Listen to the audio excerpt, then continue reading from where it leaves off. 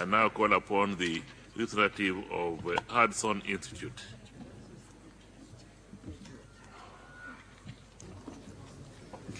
When all have left these halls and returned to the far reaches of the globe, the contribution of the Durban Review Conference to combating racism and intolerance will be remembered for its human face, the face of Iranian President Mahmoud Ahmadinejad.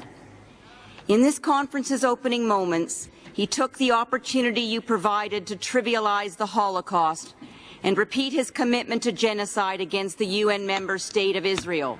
There's a point of order, I believe, from the Islamic Republic of Iran.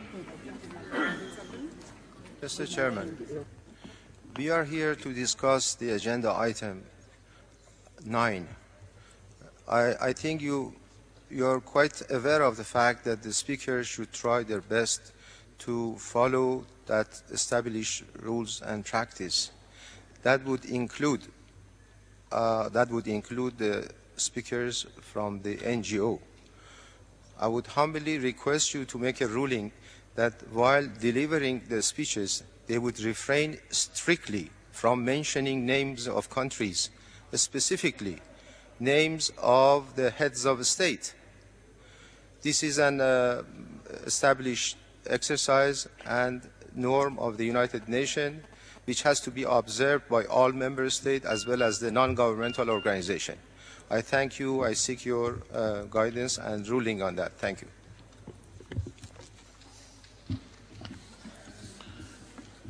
I believe that I think names sometimes are mentioned when members are making submissions, and if any delegation has a point on that issue, he can exercise the right of reply.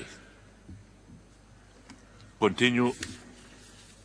Hudson Institute.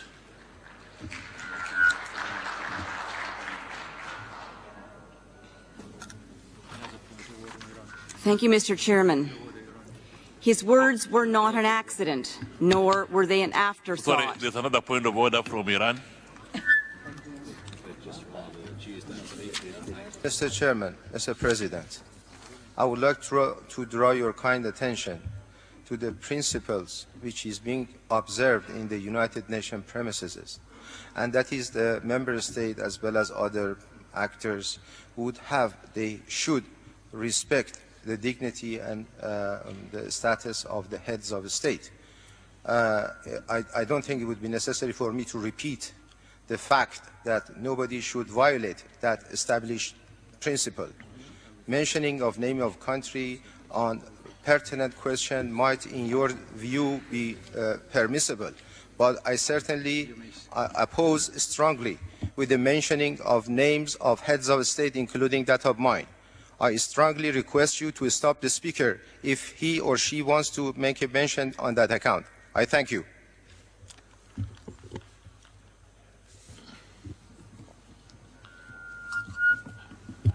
I do fully agree with you that we should respect the heads of state and others in the language that we use. So I'll ask Hudson Institute to use the appropriate terminology in that regard.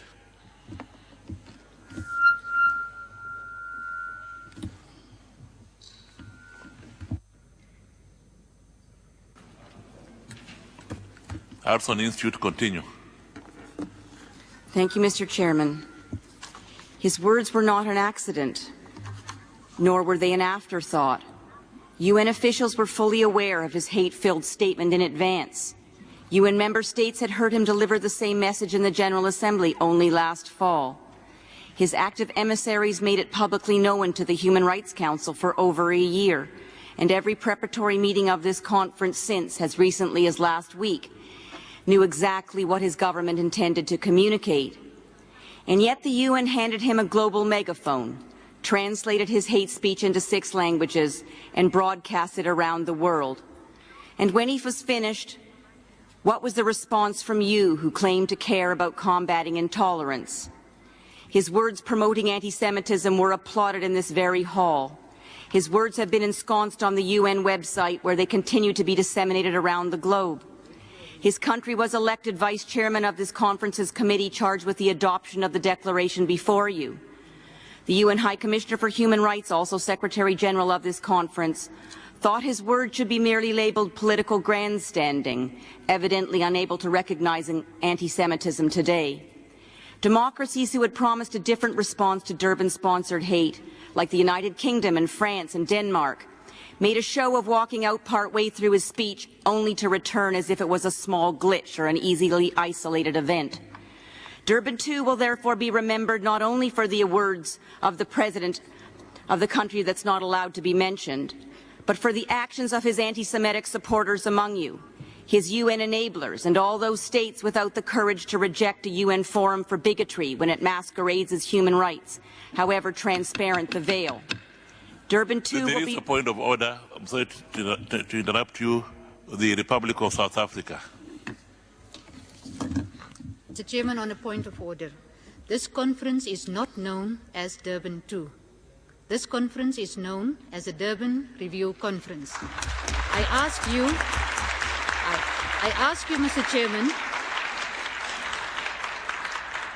Mr. Chairman, to prevent the Speaker from referring to Durban II. There is no such conference. In addition, it is maligning my country. So I ask you to please exercise the right that you have.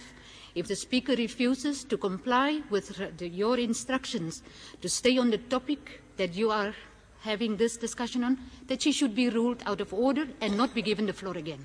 Thank you.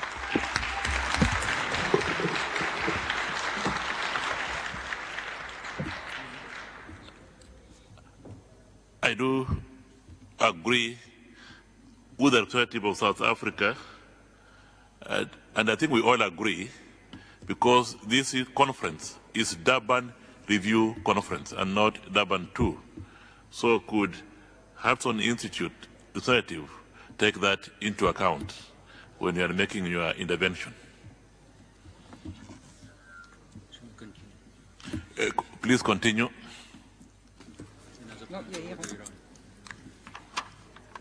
The Durban Review Conference will therefore be remembered.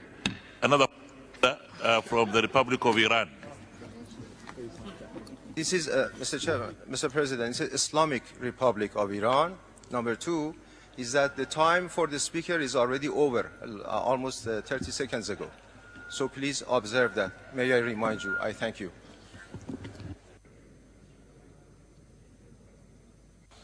I stand corrected.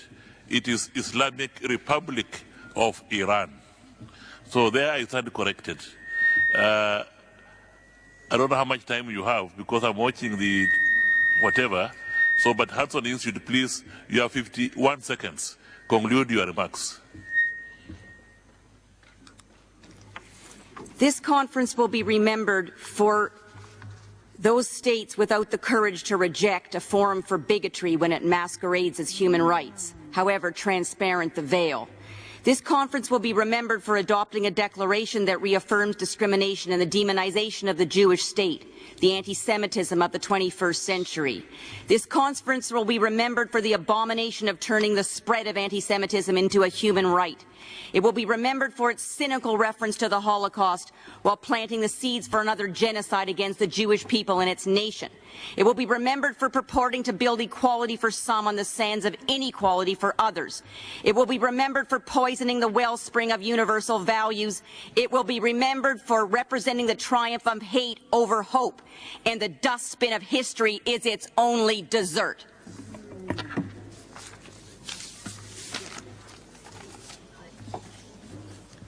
I'm glad you have stopped because time is up.